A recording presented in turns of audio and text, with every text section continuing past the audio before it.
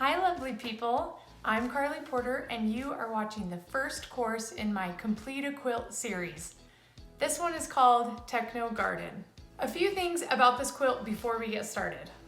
This quilt process is meant to be super adventurous and explorative. So while your quilt will go through all the same steps that my quilt went through, you are gonna have a completely different looking quilt than mine.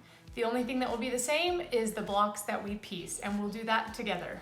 Think of it like those old choose your own adventure books, but in quilt form. I'm going to take you through every single step of the process, from cutting, to piecing, to pressing, to piecing again, to quilting and binding.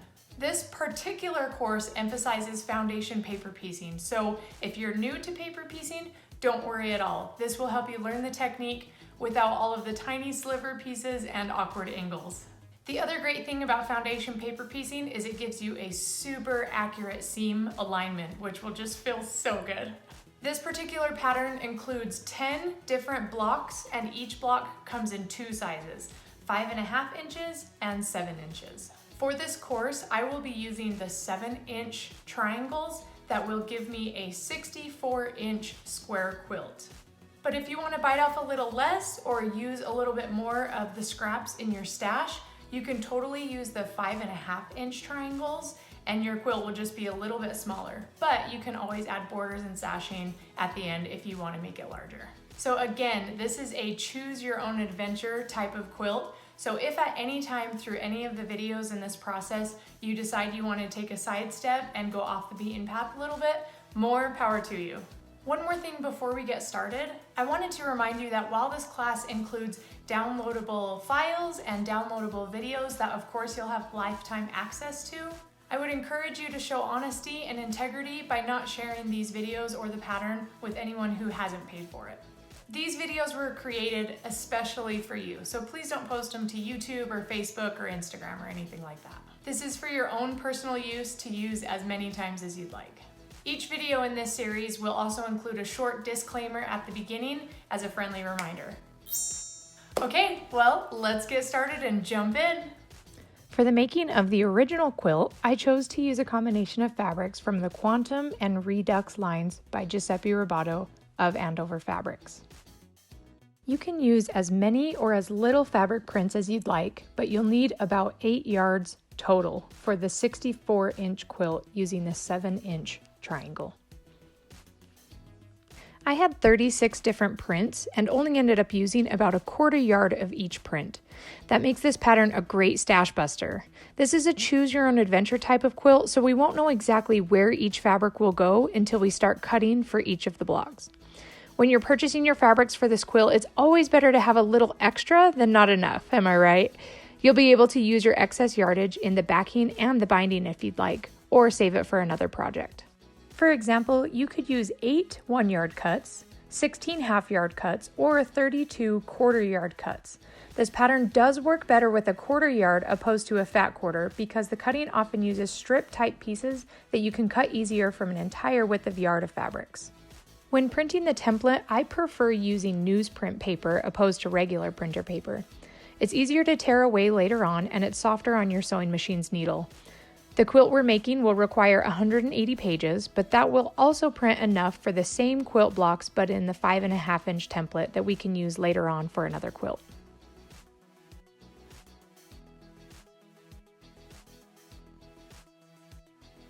To make the 64-inch square quilt just like the original, you'll need to print each of the 10 pattern files a total of 18 times. This will give you 30 sets of 6 identical triangles. For this quilt demo, we'll only need the 7-inch triangles. This is how each set of 6 blocks will create one unified hexagon block.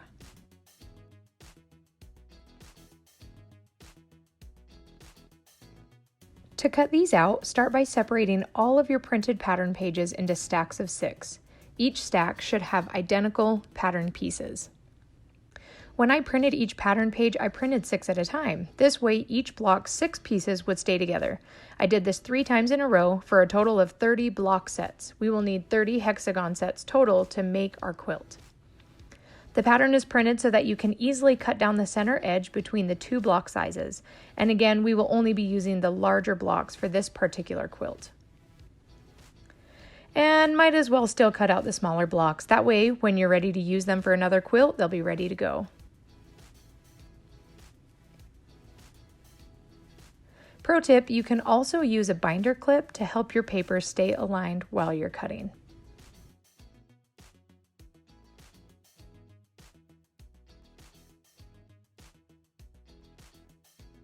Now that all your blocks are cut, set this small set of blocks to the side.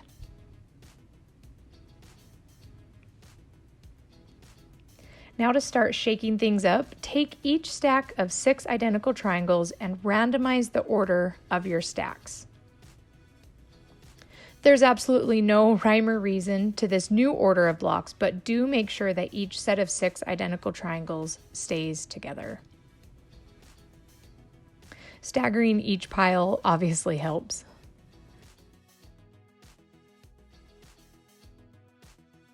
Now we get to dive into our luscious fabrics. I personally am a rainbow-phile, so every single time I chose fabrics for each block, I always chose a group that were colors right next to each other, and I kept them in that order, but you can do any order you'd like. Now grab your first set of 6 blocks, and choose which fabric you want for each section of the block. Notice that I chose 3 fabrics that stayed in order according to my fabric rainbow from before. It helps before you start cutting your fabric to fold down the line of your pattern where that fabric will go.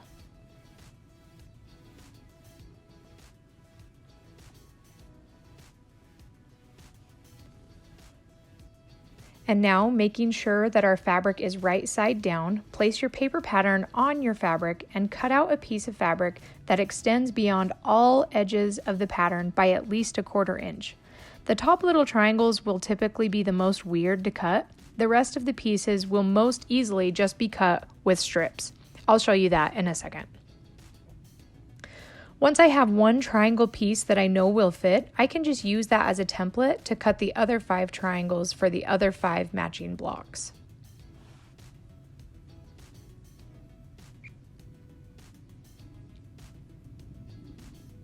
And now I've got 6 pieces for that triangle piece that'll be on top.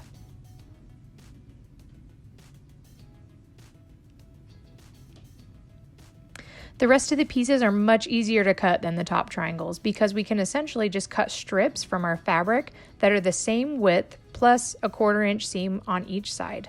So logically, I'll use the selvage edge to keep a straight line for the edge of my strips.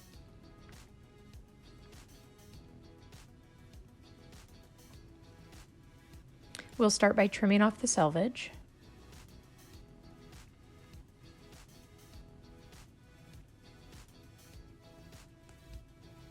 And then placing the template on top of the fabric with at least 1/4 inch seam allowance from the edge of the fabric.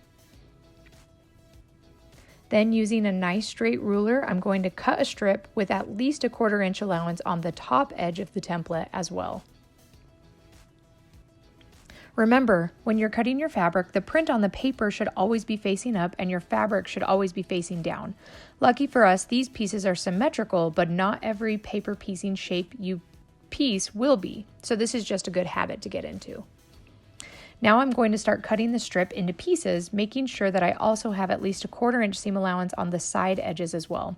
I can cut the first one and then simply rotate it each time I cut the next one. I want to have as little waste as possible. So you'll notice for this particular piece, I was only able to get 5 pieces out of a row when I need 6. So for the 6th one, I just went to this other side of the edge of fabric that was already cut all crazy, and I got my 6th piece, opposed to cutting off a whole nother super thick row just for that one piece.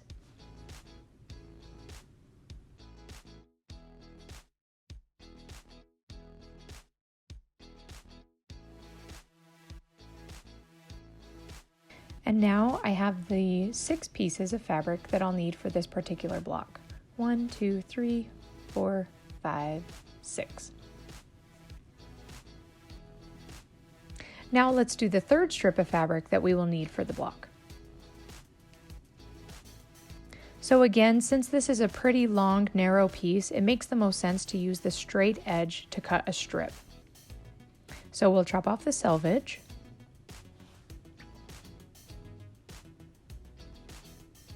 We'll lay down our template with the line 1/4 inch above the edge of the fabric and then cut the strip at least 1/4 inch above the top edge of our template.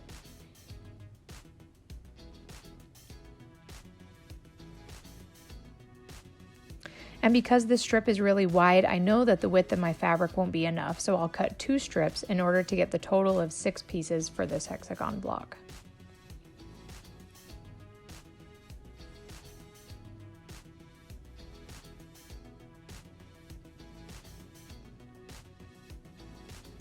Then I can lay these strips one on top of the other and cut the needed pieces.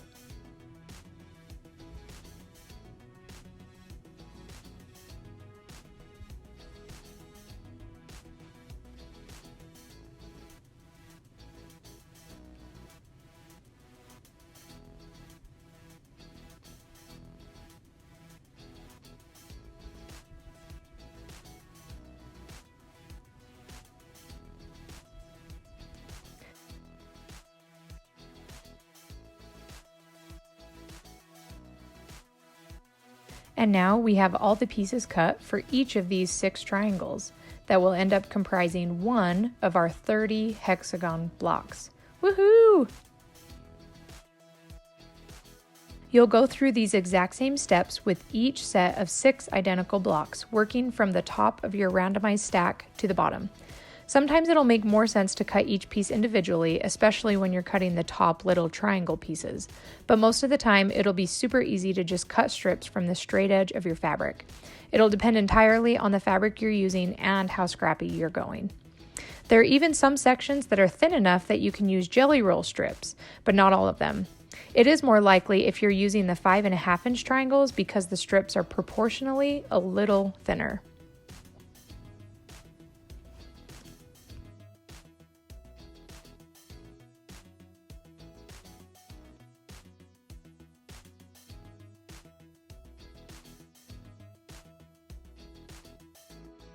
When you finish cutting the fabric for all 6 triangles, you can just stack them on top so that they'll be ready to go when you start piecing. I can tell you from experience that the cutting of all these fabrics is by far the most cumbersome part of the process. But when I started piecing, I vowed to cut all my fabrics in as few sittings as possible so that when I did finally get down to the piecing, I could really just dive in and enjoy every minute of it. Your future self will really thank you for it, I promise.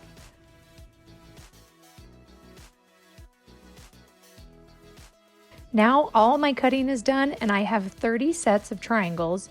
Each one will make a full hexagon block.